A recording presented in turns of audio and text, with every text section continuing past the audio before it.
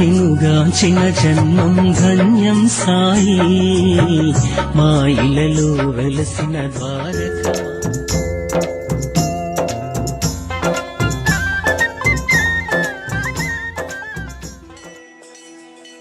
కావాలి అన్న కోరికలు విడిచి దైవంపై మనస్సు నిలపండి, గమ్యం చేరతారు.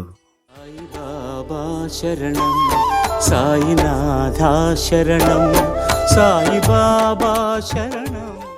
బాబా ప్రాప్తాన్ని పుణ్యఫలం కర్మఫలం ఆధారంగా సంపదలను ప్రసాదిస్తాడు. ఇక ఇందులో కావాలి అని కోరేదేమున్నది? ఇక్కడ ఒక సారూప్యాన్ని చెప్పుకోవచ్చు.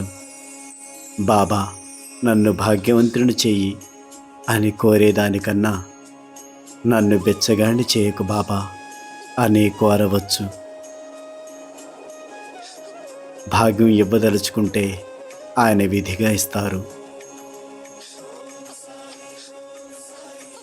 కాబట్టి బాబా చెప్పినట్లుగా నిరంతరం అది కావాలి ఇది కావాలని అడగడం కన్నా కూడా బాబా పాదాలకు శరణంటితే మనకేది కావాలో, దేనికి అర్హత ఉందో అది ఖచ్చితంగా బాబా అందిస్తారు.